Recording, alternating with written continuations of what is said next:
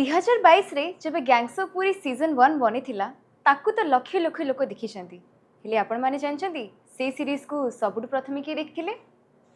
कुहा जाय whatever we have seen on screen that was initiated by a mere imagination of a writer gangs of Puri रो script to screen journey जानिया पई आज हम सहित अछंती गैंग्स ऑफ पुरी रो राइटर्स प्रणव सर और अमित सर हाय सर मु Ipsita welcome to Voice of Odisha podcast sir gangs of Puri रो आइडिया केमती आस्थिला जेहेतु मु पुरीर तो तेणु मु एक्चुअली एटा स्टार्ट होता अनुपम भाई डायरेक्टर तांको मो साहिर जोड़े इनसीडेंट कही फनी इनसीडेंट जोटा एक्चुअली आम गैंग्स ऑफ पुरी भी नाही किंतु सेईटा एते बढ़िया थिला जतले भाई कंचना ओटीटी को जाइथिले स्टोरी नरेशन पई किछि सेटा कहिथिले तांको एते भल लागथिला जे ना एटा करबा हमर आज मन अछि गोपाल भाई मते कहिथिले तू बहुत लकी तोरी स्टोरीटा सिलेक्ट करछन से माने ओ करिवार अछि तो एमती एठू प्रोसेस स्टार्ट हो गला जे हम तापरे जोड़ी हेले भाई भाई थरे जाइथिले भाई बहुत इंटरेस्टेड नेले तांको भी क्राइम जोनर बहुत बढ़िया ले क्राइम थ्रिलर तो ये तो सुनाइले मते अनुपम भाई को ऑफिस रे अनुपम भाई कहले मिस्त्री नदी जन जाक लेख क्राइम जोनर कहानी हो कारण अनुपम भाई को मु आगर बहुत इंतजार स्टोरी सुनाए जा माइंड चले अनुपम भाई कुहे तो अनुपम भाई एटा जस्टिस दे परिबा तो तापरे लेखा स्टार्ट होला गैंग्स ऑफ पुरी 1 होला बेटू तू ता भितर बहुत भल भल लोक जोड़ी हेले जगदीश भाई जोड़ी हेले जगदीश भाई भी तांको भी माने आउ जने जे डायरेक्टर थिले फास्ट रे तांको भी बहुत क्राइम थ्रिलर भल लागे तो सी भी जोड़ी हेला परे आउ गैंग्स ऑफ पुरी रा एक्चुअली मेरिट होला तार कास्टिंग हां कास्टिंग ही बहुत बड़ मेरिट थिला आ कास्टिंग ते बोले मु कहे जे महाप्रभु करिछन माने महाप्रभु कृपारू सब जोड़ी हे गेले भल भल लोक समस्त जोड़ी हे छोट रु छोट कैरेक्टर ओडिसा रे भल करिबा केवल मत लगे महाप्रभु चाहिए बोली है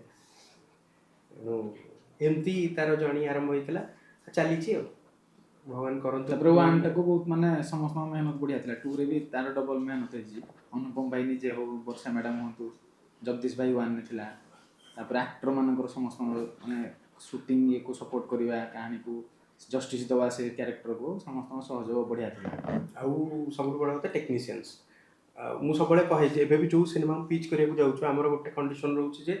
आपण जहाँ करंतु न करंतु सिंग साउंडटा करंतु आजिका डेट रे जमती हमर डायरेक्ट साउंड जाउची एई जिंसटा हम डब करबा भारी कष्ट होबा समस्त पे तेणु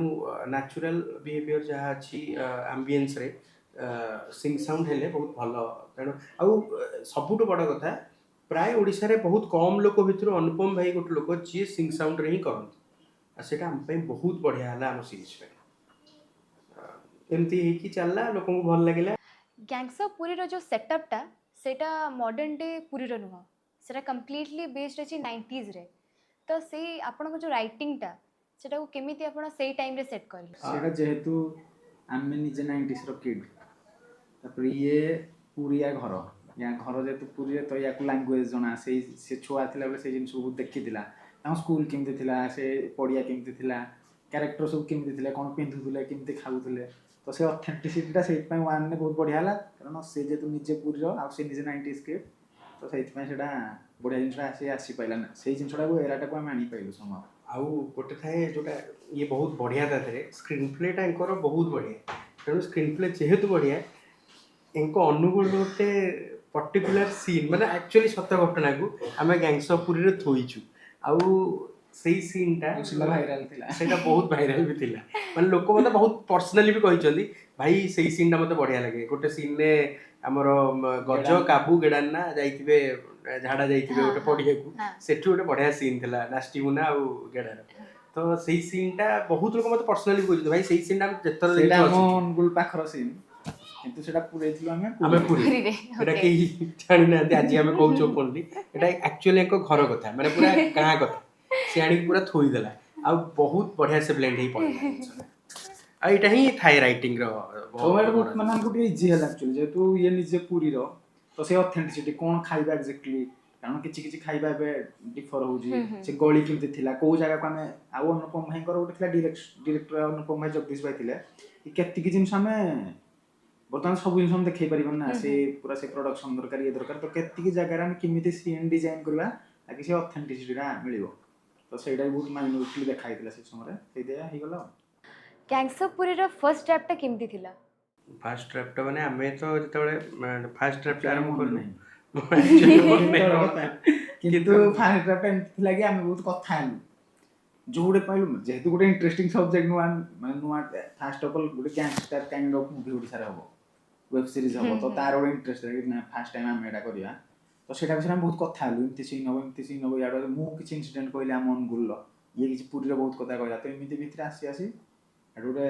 ନା କ୍ୟାରେକ୍ଟର ସବୁ ତିଆରି ହେଲେ ଭଲ କଥାରେ ମନେ ପଡ଼ିଲା ଫାଷ୍ଟ ଡ୍ରାଫ୍ଟ ଯେତେବେଳେ ମୋ ରୁମ୍ରେ ବସି ଲେଖୁଥିଲୁ ଆମେ 2 ଜଣ ଗୋଟେ ସାଙ୍ଗ ଥିଲା ପିଙ୍କୁ ବୋଲି ସିଏ ବହୁତ ଏନ୍ଜୟ କରେ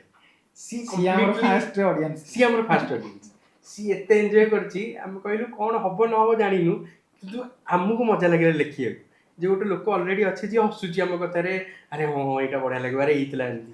ଏଇ ଜିନିଷଟା ଆମେ ଗୋଟେ ଅଡିଏନ୍ସ ପାଇଗଲୁ ଆମ ସାଙ୍ଗରେ ଯିଏ ବସିକିରି ଆମ ଲେଖାକୁ ନା ଏଇଟା ଭଲ ଲାଗୁଛି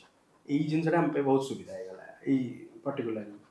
ଆଉ ଫାଇନାଲ ଡ୍ରାଫ୍ଟକୁ ଗଲାବେଳେ ଆପଣ କ'ଣ ସବୁ ଚେଞ୍ଜେସ୍ କରିବେ? ଫାଇନାଲ ଡ୍ରାଫ୍ଟରେ ଚେଞ୍ଜ ହେଇଯାଏ କାରଣ ଡିରେକ୍ଟର ତାପରେ ଇନପୁଟ ଥାଏ ଡିଓପି ଇନପୁଟ ଥାଏ ଦୀପକ ଭାଇ ସେ ରହୁଛି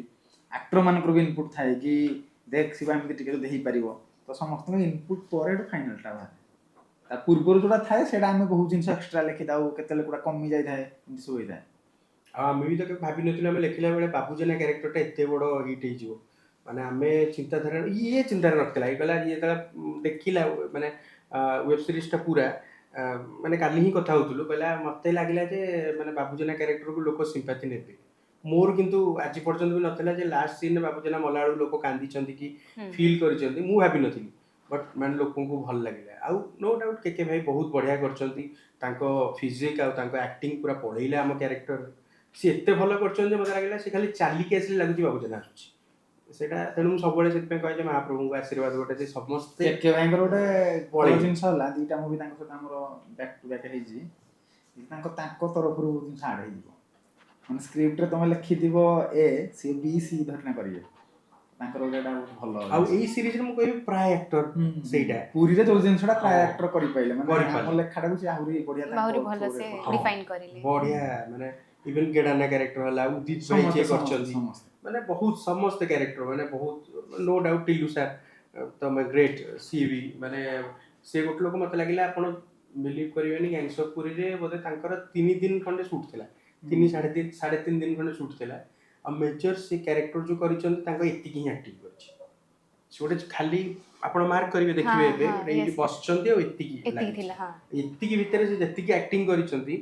ଲାଗେ ମାନେ ସେ ଲୋକ ବହୁତ ଡିଜର୍ଭ କରୁଛି ଓଡ଼ିଶାରେ ଭଗବାନ କରନ୍ତୁ ସେ ଆହୁରି ବହୁତ ଆଗକୁ ଯାଆନ୍ତୁ ଯେତିକି ବର୍ଷ ବି ତାଙ୍କ ପାଖରେ ଅଛି ସେ ମାନେ ଆହୁରି ମୁଁ ତ ଚାହିଁବି ସେ ୱାର୍ଲଡ ସିନେମା ହଲିଉଡକୁ ଯାଆନ୍ତୁ ମାନେ ବହୁତ ବଢ଼ିଆ ତେଣୁ ସମସ୍ତଙ୍କର ଭଲ ହଉ ଏଇଆ ହେଉଛି କଥା ଫର୍ଷ୍ଟ କ୍ୟାରେକ୍ଟର ଆପଣ କୋଉଟା ଲେଖିଥିଲେ? ନାଇଁ ଆମେ ତ ଷ୍ଟୋରି ଲେଖିଥିଲୁ ଆମେ କ୍ୟାରେକ୍ଟର ସେମିତି କିଛି ନଥିଲା ସେମିତି କିଛି ନଥିଲା ବହୁତ ଇନସିଡେଣ୍ଟ ପରେ ହେଠୁ ଆମେ କୋଉ କ୍ୟାରେକ୍ଟର ଆଗକୁ ନବା କୋଉ କ୍ୟାରେକ୍ଟର କୋଉଠି ଛାଡିବା ସେଇଟା ସବୁ ଡିସାଇଡ୍ କରୁ କୋଉ କ୍ୟାରେକ୍ଟରଟା ଲେଖିଲା ବେଳକୁ ଆପଣଙ୍କୁ ବେଶୀ ମଜା ଆସିଥିଲା? ଗେଡାନା ଗଜ କାବୁ ଯୋଡିଟା ଅଛି ଆମେ ଭାବିନଥିଲୁ ଗଜ କାବୁ ଗେଡାନା ଗୋଟେ ତାଙ୍କର ଗୋଟେ ହେଇଯିବ ହେଇଯିବ ଆମେ ଜାଣିନଥିଲୁ କିନ୍ତୁ ଏତେ ସୁନ୍ଦର ହେଇଗଲା ଲେଖୁ ଲେଖୁ 2ରେ ତ ମୁଁ କହିବି ତାଙ୍କର ଗୋଟେ ସ୍ପେଶାଲ ଟ୍ରାକ୍ ପୁରା ଅଛି ଲୋକ ପୁରା ଏନ୍ଜୟ କରିବେ ସେଇଟା ଲୋକ ଯେମିତି ଆମକୁ ବି ଲେଖିଲା ବେଳେ ସେଇ ଜିନିଷଟା ହିଁ ଭଲ ଲାଗେ ମଜା ଲାଗିଥିଲା ସେଠି ଆମେ ଚାହୁଁଛୁ ଆମେ ଆଗ ଲେଖିଲା ବେଳେ ମାପ ପାଉନୁ ଗଜ କାବୁ ଆଉ ଗେଡାନାର ଆମେ ମାପ ପାଉନୁ ଆମେ ଲେଖି ଚାଲିବୁ ବହୁତ ତାପରେ ଡିରେକ୍ଟର ଆସନ୍ତି ଅନୁପମ ଭାଇ ଆରେ ତମେ ବହୁତ ଲେଖିଦେଇଛ ମଜା ଲାଗେ ତମେ ତାଙ୍କ ପାଇଁ ଲେଖୁଛ କି କାରଣ ସେଟା ମଜା ଲାଗିବ କାରଣ ଗେଡାନା ଡାଇଲଗ ତାପରେ ଗଜ କଣ କହିଲା କାବୁ କଣ କହିଲା ତାଙ୍କର ଚାଲିଥିବ ଗୋଟେ ନିଲୁନା ନୋ ଡାଉଟ୍ ତାଙ୍କ ସିନ୍ ଆସିଲା ମାନେ ଏଟା ବହୁତ ଲେଖା ଏଇ 2ରେ ବି ସେମିତି ହେଇଛି ପେଜ ଲେଖିବୁ ତାପରେ ଭାଇ ବସିକିନା ତାଙ୍କ ଉପରେ ସିରିଜଟା ହେଇଯାଉଛି ତ କମେଡି ସିରିଜ ଯାଉଛି କ୍ରାଇମ ହଉ ତ ତାପରେ ଆମେ ତାକୁ କାଟିଲୁ ହର ଭାଇ ବି ବଢିଆ ହର ଭାଇ ବି ଥରେ ଏଇ ଷ୍ଟୋରି ଥିଲା ଆମକୁ ଥରେ ଡାକିଥିଲେ ନା ମନେ ନାହିଁ ହର ଭାଇ ସେ ଟିକେ ପର୍ସନାଲ ଡାକିକି ମତେ କ୍ୟାରେକ୍ଟରଟା ପୁରା ବୁଝାଅ ଆଉ ମୁଁ କହିଲି ଆପଣଙ୍କୁ ତ ଯାହା ଥିଲା ସେଇଆ ନା ତଥାପି ମୁଁ ବୁଝିବି ଅନ୍ ସେଟ୍ ତମ ଭିତରୁ ଯିଏ ହେଲେ ଜଣେ ରହିବ ନହେଲେ ମୁଁ କରିବି ତାଙ୍କର ଏତିକି ଥାଏ ବୋଲେ ସେଇଥିପାଇଁ ଏଇ ଯୋଉ ଆକ୍ଟର ଆମେ ପାଇଛୁ ଇଭେନ୍ ଏଥରକ ଯିଏ ଦୀପନିତ ଅଛି ମୁଁ ତ କହିବି ସେ ଯୋଉ ଏଇ କ୍ୟାରେକ୍ଟରଟା କରିଛି ସିଏ ତାର ଗୋଟେ ଆପଣ ଜାଣିଥିବେ ବୋଧେ ଆପଣ ଥିଏଟର ଗ୍ରୁପର ସିଏ ଗୋଟେ ଅଲଗା ଏଇଥିରେ ଯୋଉ ଚରିତ୍ର କରିଛି ମାନେ ଯୋଉ କହନ୍ତିନି ଆକ୍ସନ୍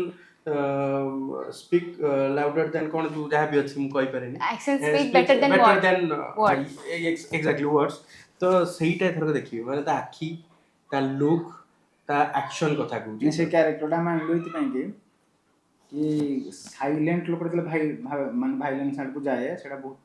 ଅଡ଼ିଏନ୍ସକୁ, କାରଣ ସେ କିଛି କହିବନି, ସେ କେତେବେଳେ ବି ଭାଇଲେନ୍ସ କରିପାରେ,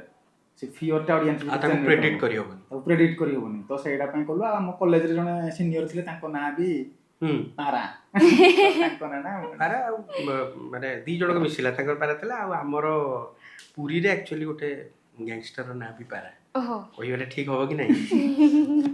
ବଟ୍ ଅଛି, ଜଣେ ଅଛି ପାରା। ବଟ୍ ତା ସହିତ ଆମର କାହାଣୀରେ କୌଣସି ଇଏ ନାହିଁ, ଏ ଚରିତ୍ର ସମ୍ପୂର୍ଣ୍ଣ ଅଲଗା। ଆଉ ଦେଖିଲେ ମଜା ଲାଗିବ ସେ ଚରିତ୍ର। ମୁଁ ଏଇଥିପାଇଁ ତା କଥା ଉଠେଇଲି, ସିଏ ମଜା ମାନେ ଆପଣ ସିଏ ଗୋଟେ ଟ୍ରାକ୍ ଚାଲିଛି ଯୋଉଟା ଲୋକ ଏନ୍ଜୟ କରିବେ। ଆଉ ଏଥରକ ଆଉ ଜଣେ ଚରିତ୍ର ଆସିଛନ୍ତି ନିଶାନ୍ତ ମାଝିତିଆ ଯୋଉ କ୍ୟାରେକ୍ଟର କରୁଛନ୍ତି ତାପସ ମହାନ୍ତି, ସବୁବେଳେ ରାଜା ବାହିନୀ ପ୍ରତି ଏକ ଥିଲେ, ତାଙ୍କ ବିରୁଦ୍ଧରେ ଜଣେ ଆସିଲେ ମଜା ଲାଗିବ। ସେଣୁ ବହୁତ ଜିନିଷ ଏଥରକ ଆଡ୍ ଅଛି, ହେଇକି ଲୋକଙ୍କୁ ଯାଇଛି। ଭଲ ଲାଗିବ ଆଶା। ହଁ ଆଶା ତ ଭଲ ଲାଗିବ। ସବୁବେଳେ ରାଇଟରର ଡିରେକ୍ଟରର ଡର ଥାଏ ଯେ କ'ଣ ହବ, ଆମ ବିଜନେସଟା କିଛି କହିହେବନି, ମାନେ ଚାଲିପାରେ ନ ଚାଲିପାରେ। ତେଣୁ ସେଇ ଦୃଷ୍ଟିରୁ ବଟ୍ ଭଗବାନ କରନ୍ତୁ ଲୋକ ଭଲ ପାଆନ୍ତୁ। ଆକ୍ଚୁଆଲି ଲୋକମାନେ ଜାଣିନାହାନ୍ତି କି ଗୋଟେ ଇଣ୍ଟେନ୍ସ କ୍ରାଇମ୍ ସିରିଜରେ ଗୋଟେ କମିକ୍ ଏଲିମେଣ୍ଟ ଆଡ୍ କରିବା କେତେ ଚ୍ୟାଲେଞ୍ଜିଂ ହେଇପାରେ। ତ ଆପଣ ସେଟା କେତେ କେୟାରଫୁଲ୍ ହେଇକି ଲେଖିଥିଲେ? ଆକ୍ଚୁଆଲି ଯଦି ସତ କହିବା ମାନେ କମେଡ଼ି କିଛି ନଥାଏ, ଏଇଟା ଆକ୍ଚୁଆଲି କହନ୍ତି ଡାର୍କ କମେଡ଼ି, ମାନେ ସିଚୁଏସନାଲ କମେଡ଼ି। ଆମ କମେଡ଼ିରେ କେହି କମେଡ଼ି କରୁନାହାନ୍ତି, ମାନେ ସିଚୁଏସନ୍ ଏମିତି ହେଉଛି, ମୁଁ ବହୁତ ସିରିୟସ୍ କଣ୍ଡିସନରେ ଅଛି, ଗୋଟେ କ୍ୟାରେକ୍ଟରର ହାତ ଭାଙ୍ଗି ଯାଇଛି, ତା ପାଇଁ ବହୁତ ବଡ଼ ଦୁଃଖ କଥା, କିନ୍ତୁ ମୁଁ ତାକୁ ଦେଖିକି ହସୁଛି, ସେ ଯେମିତି ଦେଖାଯାଉଛି। ମେ ବି ଯଦି ବି ଏମିତି ହେଇଥାନ୍ତା କି ଗ୍ୟାଙ୍ଗସ୍ ଅଫ୍ ମୁଁ ଜାଣିନି ଅନୁଗୁଳ ଧର ହେଇଥାନ୍ତା କି ତାଲଚେର ହେଇଥାନ୍ତା, ସେଠି ଆମର ତାଲଚେର ଗୋଟେ ଲୋକ ବହୁତ ସିରିୟସ୍, ସେଠି ଏମିତି କମିକ୍ ଲୋକ ଅଛନ୍ତି ବଟ୍ ବହୁତ ସିରିୟସ୍। ସେଠି ଗୁଣ୍ଡାଗିରିଟା ଯେମିତି ହୁଏ ବହୁତ ସିରିୟସ୍ ଗୁଣ୍ଡାଗିରି। କିନ୍ତୁ ଇଏ ଯେତେବେଳେ ପୁରୀର କଥା ମୋତେ କହିଲା, ପୁରୀରେ ବହୁତ ଏମିତି ମାନେ କ୍ୟାରେକ୍ଟର ଅଛନ୍ତି, ଗେଡ଼ାନା କ୍ୟାରେକ୍ଟର, ସେ କହିଲା ଯେମିତି କ୍ୟାରେକ୍ଟର ଅଛନ୍ତି, ତ ସେ ଜାଗା ଅନୁସାରେ ବହୁତ ଜିନିଷ ତୁମକୁ ଆଡ୍ ଅନ୍ ହେଇଯାଏ। ପ୍ରତି ସାହିରେ ଅଛନ୍ତି, ମାନେ ଯୋଉମାନେ ଯୋଉ ଠିକ୍ ପାରାର ଓଲଟାଟା, ତାଙ୍କର ହେଉଛି ଆକ୍ସନ୍ କଥା କହିବନି, ୱାର୍ଡସ୍ କଥା କହିବି। ଏ କ୍ୟାରେକ୍ଟର ଶେଷରୁ ମାନେ ମାରିଦେବି, ଇଏ କରିଦେବି, ସିଏ କରିଦେବି, କିନ୍ତୁ ନିଜେ ମାଡ଼ ଖାଇ ଆସୁଥିବି। ପୁରୀ ଲାଙ୍ଗୁଏଜର ବି ଗୋଟେ ଅଥେଣ୍ଟିସିଟି ଅଛି, ତା ଲାଙ୍ଗୁଏଜଟା ହଁ। ଯେତେ ମାନେ ଗୋଟେ ଡିଫରେଣ୍ଟ ୟୁନିକ୍, ତାର କହିବାର ଯେଉଁ କଥାରେ ଷ୍ଟାଇଲ, ହ୍ୟୁମର ଅଛି। ହ୍ୟୁମର ଅଛି, ତ ସେଇ ଜିନିଷ ପାଇଁ ଅଟୋମେଟିକ୍ ହ୍ୟୁମର ଆସିବ ଭାରି। ସେଇଟା ମାଇଣ୍ଡରେ ତ ଥିଲା ଫାଷ୍ଟ କି ପୁରୀ ମାନେ ଅଟୋମେଟିକ୍ ହ୍ୟୁମର ଆସିବ। ତାପରେ ସିଏ ଯେମିତି କହିଲା କି ଆମର ଡାର୍କ କମେଡ଼ି କ୍ୟାରେକ୍ଟର, ସିଏ ତାଙ୍କ ବିହେଭିୟରଟା ସେମିତି ଜାଣି ଶୁଣି ସେମିତି ହଉନାହାନ୍ତି। ନିଲୁନା ବିହେଭିୟରଟା ସେମିତି, ସେ ଗୋଟେ ଡନ୍, କିନ୍ତୁ ବାହାରେ ଯଦି ବାଣ ଫୁଟିଲା ସେ ଖଟ ତଳେ ପଶିବ। କ୍ୟାରେକ୍ଟର ହିଁ ସେଇଆ। ସତରେ ମାନେ ବାହାରେ ଛୋଟିଆ ବାଣଟି ଫୁଟିଲା ସେ କର୍ତ୍ତବ୍ୟ, କିନ୍ତୁ ତାଙ୍କର ନିଲୁନାର ଯୋଉମାନେ ଚିଚେଲା ମାନେ କେଡାନା ହଉ କି ଗଜ କାବୁ ହଉ, ସିଏ ଡରିବେନି, କିନ୍ତୁ ସିଏ ମାଡ଼ ଖାଇବେ ବାହାରେ। ନିଲୁନା ଗଲେ କାମ ବାହାରେ ହବ, କିନ୍ତୁ ସିଏ ନିଜେ ଭିତରୁ ଡରୁ ପୁରା। ତ ସେ କ୍ୟାରେକ୍ଟର ଆପେ ସେମିତି ସେଗୁଡ଼ା ବାହାରିଲା। ସେଥିରେ ଆଉ ତ ସାଟାର ସେଇଥିପାଇଁ ଭଲ ଲାଗିଲା ଅଡିଏନ୍ସକୁ, ମାନେ ଲାଗିବ ଭଲ, ଲୋକ ରିଲେଟ୍ କରିବେ। ମାନେ ଆପଣ ବି ଦେଖିଥିବେ ଆପଣଙ୍କ ଆଖପାଖରେ ଏମିତି କ୍ୟାରେକ୍ଟର, ସେଇ ଚରିତ୍ର ଗୁଡ଼ା ଲୋକ ଦେଖିଲେ ରିଲେଟ୍ କରି ଯାଆନ୍ତି, ଏନ୍ଜୟ କରନ୍ତି। ମାନେ ସେ ରିଆଲିଷ୍ଟିକଟା, ମାନେ ଡନ୍ ମାନେ ଏମିତି ନୁହେଁ କି ସିଏ ସବୁବେଳେ ହାତ ଭାତ କରିକି ଏମିତି ବସିକି ବସିବ, ତା ଲାଇଫରେ ବି ଖାଇଲା ବେଳେ ଏମିତି ବସୁଥିବ, ତା ସ୍ତ୍ରୀ ଆଗରେ ସେ ଆଉ ଗୋଟେ, ତା ପୁଅ ଆଗରେ ଆଉ ଗୋଟେ, ତା ଫଲୋଅର୍ସ ଆଗରେ ଆଉ ଗୋଟେ। ଏଇ ଜିନିଷଟା ଯୋଉଠି ଆଜ ୟୁଜୁଆଲ ହ୍ୟୁମାନ୍ ବିଙ୍ଗର ଯାହା ଥାଏ, ସେଇଟା ହିଁ ଆମେ ଦେଖିବାକୁ ଚେଷ୍ଟା କରୁଛୁ ଆମ ସିରିଜରେ।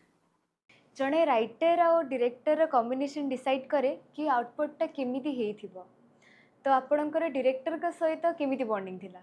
ଭାଇ ଡିରେକ୍ଟର ସହିତ ଭଲ ବୋଲି ତ ଭଲ କାମଟେ ହେଲା, ହଁ, ନହେଲେ ହେଇ ଅନୁପମ ବି ଭାଇଙ୍କ ସହିତ ପାରିନଥାନ୍ତା। ଆମର ଆଜି ନୁହେଁ ଇଣ୍ଡଷ୍ଟ୍ରିକି ଆସିଲା ଦିନଠୁ ତାଙ୍କ ସହିତ ଚିହ୍ନା। ମାନେ ଫାଷ୍ଟ ଲୋକ ଯାହାଠିକି ଆମେ ଗଲୁ, ଷ୍ଟ୍ରଗଲ୍ କରିଥିଲେ ଓଡ଼ିଶା ଇଣ୍ଡଷ୍ଟ୍ରି ଆସିଲୁ,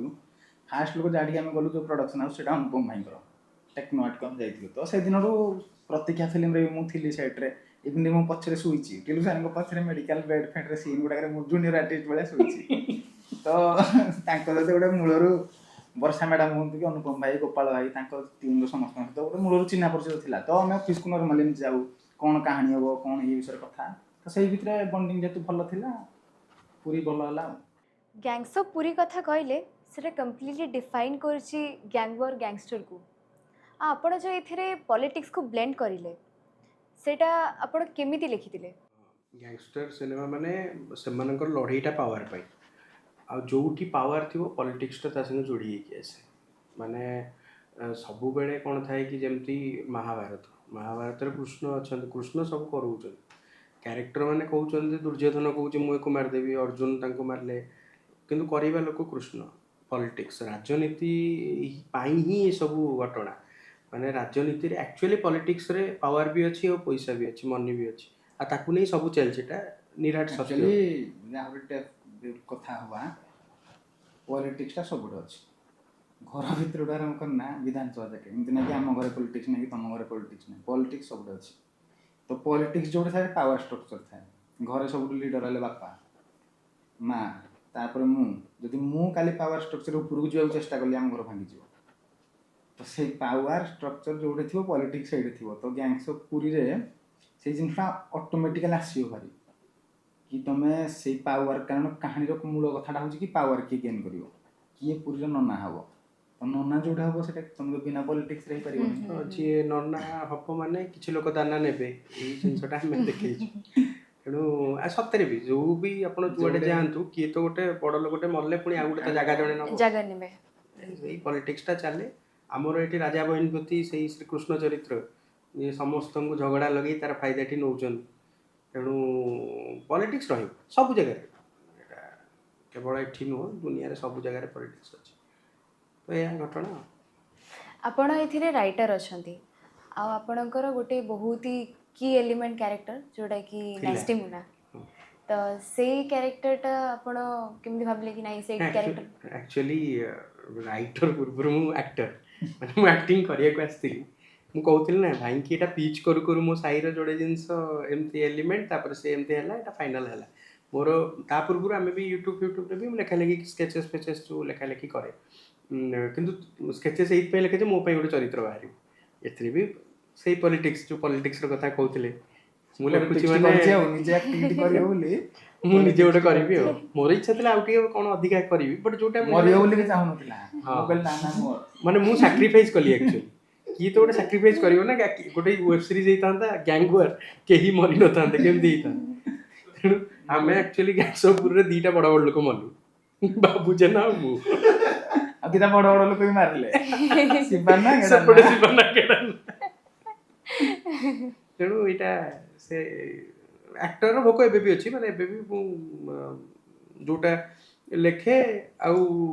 ଚିନ୍ତା କରେ ଯୋଉଠି ମାନେ ମୋର କିଛି କରିବାକୁ ଇଚ୍ଛା କରେ ମୁଁ ମନା କରିବାକୁ ଏଟା କରନି ହଁ ମାନେ ସେ ଜାଣିଛି କାହିଁ ମନା କରେ ତା କାରଣ ବି ଅଛି ସେଟା ବି ଠିକ ଜାଗା ଦେଖି କର ଭଲରେ କର ଏଇଟା ଏଇଟା ମାନିକି ଚଳିବା ରିପିଟ୍ ଥିବ କ୍ୟାରେକ୍ଟର ଆଗରୁ କଲେ ଆଉ ଜଣେ କଲେ ଭଲ ରିପିଟ୍ ହେଇଯିବ ପରବରେ ଆପଣ ଯେଉଁ ସନା କ୍ୟାରେକ୍ଟର ପ୍ଲେ କରିଥିଲେ ତା ବିଷୟରେ କିଛି କୁହନ୍ତୁ ସେଇଟା ବି ଭାଇ ଲେଖିଥିଲେ ଆଉ ଭାଇ ବେଟର କହିବେ କାହିଁ ଦେଇଛନ୍ତି କାରଣ ସିଏ ଆଉ ଯିଏ ଥିଲେ ଡିରେକ୍ଟର ଚିନ୍ମୟ ସେ ଦୁଇ ଜଣ ଭାବିକିରି ମୋତେ ଡାକିଥିଲେ ଆଉ ନାରେସନ୍ ହେଇଥିଲା ତାପରେ ମୁଁ କରିଥିଲି ସେଥିରେ ଚ୍ୟାଲେଞ୍ଜ ଥିଲା ତାଙ୍କ ଲାଙ୍ଗୁଏଜଟା ବି ହେଇଗଲା ସେଟା ଲାଙ୍ଗୁଏଜ ଚ୍ୟାଲେଞ୍ଜ ଥିଲା ତାପରେ ଆମେ ଯେତେବେଳେ ଲେଖିଲୁ ଆମେ କହିଲୁ କ'ଣ ନିଜ ପିଲା ଜଣେ ହେଲେ ଯିଏ ସେଟା ଟିକେ ମେହନତ କ୍ୟାରେକ୍ଟର ମାନେ ଲାଙ୍ଗୁଏଜ ତମେ ଜାଣିବ କାରଣ ତମେ ଗୋଟେ ଆନ୍ଧ୍ରା କମ୍ୟୁନିଟିକି ପୁରା ତମେ ଗୋଟେ ଘୃଣା କରୁଥିବା ଲୋକଟେ ସେ ଗାଁର ତ ସେଇ ରାଗ ସେଇ ଜିନିଷ ଟିକେ ଆମ ସହିତ ଯିଏ ଟାଇମ୍ ସ୍ପେଣ୍ଡ କରିପାରୁଥିବ ପିଲାଟେ ଦରକାର ତ ସେଇଟା ପାଇଁ ସେଇ ଏଜ୍ଟା ବି ଦରକାର ଥିଲା କି ଗୋଟେ ଗାଁର ୟଙ୍ଗ ପିଲା ଯାହାକୁ ଲୋକ ମାନୁଥିବେ ତାର ସେଇ ଫିଗର ଥିବ ଇଏ ଥିବ ଯୋଉଟା ପାଇଁ ପ୍ରଣବ ପୁରା ସୁଟ୍ ହେଉଥିଲା ତ ଆମେ ଆଖି କାନ ମୁଜିକିନା ଆମର କାହାକୁ ଆଉ ଖୋଜିନୁ ସେଇ କ୍ୟାରେକ୍ଟର ପାଇଁ ପ୍ରଣବକୁ ଡାକ ପ୍ରଣବ କରିଦେବ ସେଇଠୁ ହେଲା ଲୋକଙ୍କୁ ଭଲ ଲାଗିଲା ସେଇଟା କ୍ରେଡିଟ୍ ଶିବା ଆଉ ଚିନ୍ମୟଙ୍କୁ ସେମାନେ ଭାବିକି ସେଇଟା ଦେଇଛନ୍ତି ମୋତେ ସେମିତି ଆଗକୁ ଅବଶ୍ୟ ଆମର ଗୋଟେ ଫାଇଦା କ'ଣ ରାଇଟରଙ୍କର ଆମେ ଭାବେ ବି ଭଲ ଭଲ ଚରିତ୍ର କିଛିଟା ନେଇଛୁ ଟିକେ ସ୍ୱାର୍ଥପର କଥା କିନ୍ତୁ ବେଶୀ ନେଉନୁ ନା ମଝିରେ ଗୋଟେ ଗୋଟେ କ୍ୟାରେକ୍ଟର ଭଲ କରିବାର ଅଛି ତେଣୁ ଚାଲିଛି ଭଗବାନ କରନ୍ତୁ ଏମିତି ଚାଲୁ ଆଉ ନୂଆ ରାଇଟର୍ସଙ୍କ ପାଇଁ ଆପଣ କ'ଣ ମେସେଜ୍ ଦେବେ କ'ଣ ଦେବୁ ତୁ ମୁଁ ତତେ ସେ ପଚାରିଥାନ୍ତି ଆକ୍ଚୁଆଲି ଏବେ ଆସନ୍ତୁ ଓଡ଼ିଶା ଇଣ୍ଡଷ୍ଟ୍ରିକୁ କାରଣ ରାଇଟର ହବାକୁ ବହୁତ ଲୋକ ଆସୁନାହାନ୍ତି ତ ରାଇଟର ଆସନ୍ତୁ ଆଉ ଟିକେ ଘରେ ବହୁତ ବହି ପଢ଼ିବାକୁ ପଡ଼ିବ ଫାଷ୍ଟ ଅଫ୍ ଅଲ୍ ଆଉ ବହୁତ ସିନେମା ଦେଖିବାକୁ ପଡ଼ିବ ଦୁଇଟା ଜିନିଷ ତା ବାଦ ଆପଣ ଟିକେ ନିଜ ରିଜନକୁ ଜାଣନ୍ତୁ ନିଜ କଲଚର ନିଜ ମାଟି ନିଜ କ'ଣ କଥା ମାନେ ତମେ ବହୁତ ବହୁତ ଭେରିଏସନ୍ ଅଛି ନା ଗୋଟେ ଷ୍ଟେଟ୍ ତ ଏମିତି ନୁହେଁ ହୋଇଯାଏନି ନା ତା ଭିତରେ ବହୁତ ଲାଙ୍ଗୁଏଜ ଅଛି ବହୁତ ଖାଦ୍ୟ ଅଛି ବହୁତ ଚଳଣି ଅଛି ବହୁତ ରିଲିଜିଅନ୍ ଅଛି ବହୁତ କାଷ୍ଟ ଅଛି ତ ସବୁ ବିଷୟରେ ଟିକେ ଜାଣନ୍ତୁ ପ୍ରୋବ୍ଲେମ୍ କ'ଣ ହେଉଛି କି SC ST ଜାଣିନାହାନ୍ତି ଏଠି ତା ଡିଫରେନ୍ସ କ'ଣ ପ୍ରୋବ୍ଲେମ୍ ହେଉଛି କି ଏଠି ମାନେ ଲାଙ୍ଗୁଏଜ କି ଅନୁଗୁଳ ଆଉ ତାଲଚେର ତା ଭିତରେ ଢେଙ୍କାନାଳ ତାଙ୍କ ଭିତରେ ବି କିଛିଟା ଅଛି ଆମ ଭିତରେ କିଛି ଦୁଇଟା ଡିଷ୍ଟ୍ରିକ୍ଟ ଭିତରେ ହାଲକା ଟିକେ ଅଛି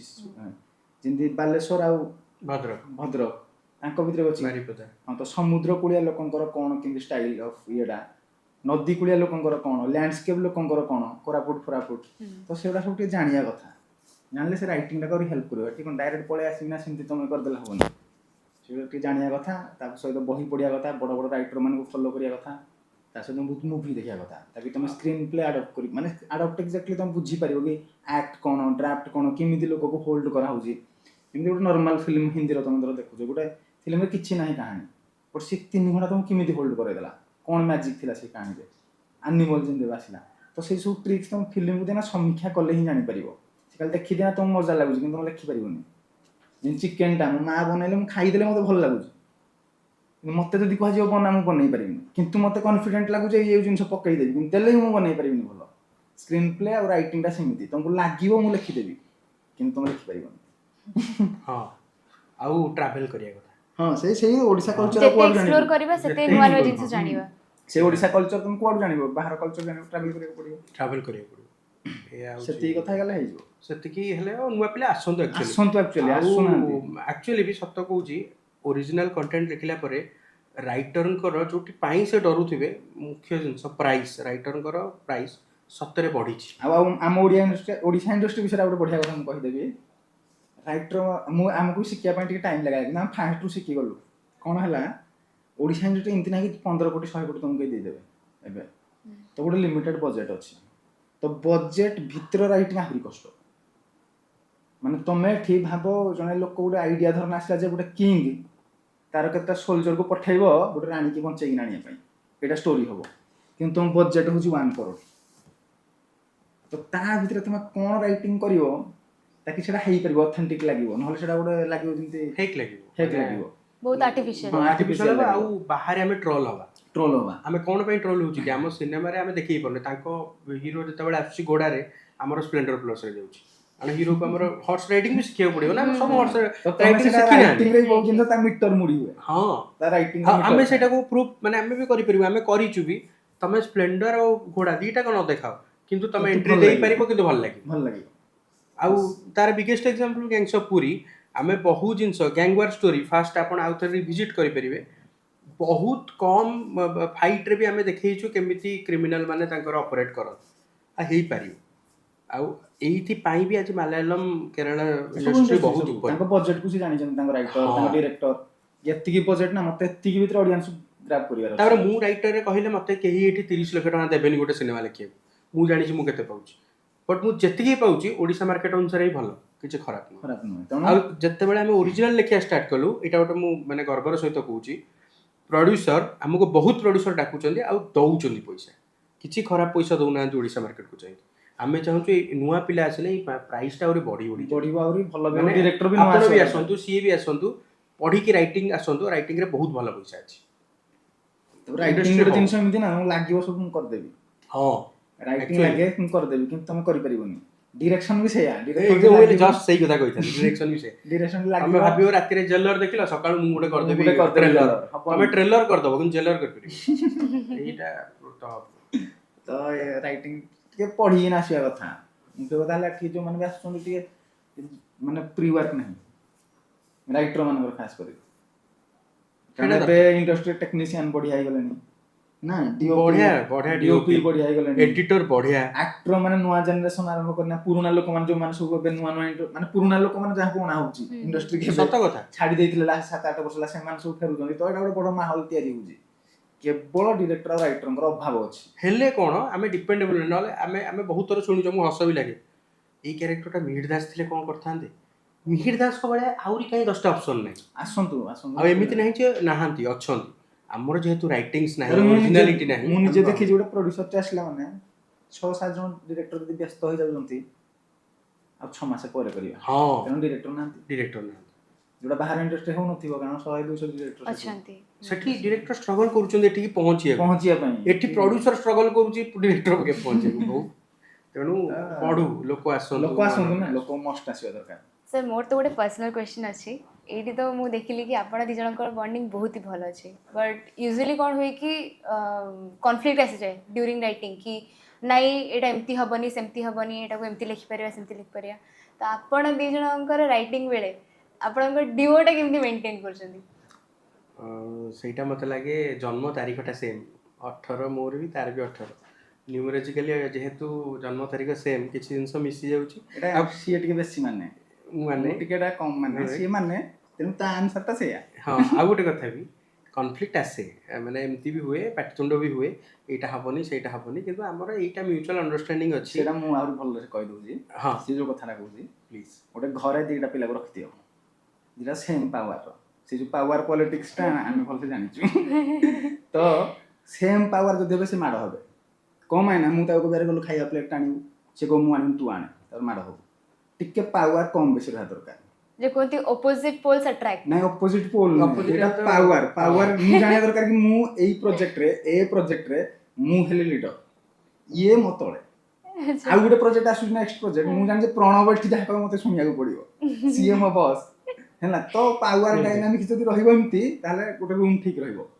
ନହେଲେ ଆମେ ଦିନ ମାଡ଼ ହେଇଯିବୁ ସେମ୍ ପାୱାର ହେଇଯିବୁ ଯୋଉଦିନ ମାଡ଼ ହବୁ ତା ପରଦିନ ହଁ କି ଆମର ନାହିଁ କାମକୁ ଅନୁସାରେ ହଁ, power କାମ ଅନୁସାରେ ଆମର ପାୱାର ସିଫ୍ଟ ହୁଏ shift ହୁଏ। ଏଇ କାମଟା ଆସିଲା ପ୍ରଣବ ତୁ ଏଠି ଲିଡ୍ ମୁଁ ହେଲି ତୋର ଆସିଷ୍ଟାଣ୍ଟ ସେଟା ଆମ ଭିତରେ ହୁଏ ଆମ ଭିତରେ ସେଟା ହୁଏ ମୁଁ ଗୋଟେ ପ୍ରୋଜେକ୍ଟ ତାକୁ ଆସିଷ୍ଟ କରେ ଗ୍ୟାଙ୍ଗସ୍ ଅଫ୍ ପୁରରେ ତ ମୁଁ କହୁଛି ମୁଁ ଏକୁ ଆସିଷ୍ଟ କରିଛି ସେଟା ଆମ ଭିତରେ ହୁଏ ତ Change ହୁଏ। ସେଇ ଜିନିଷଟା ପାଇଁ ଗୋଟେ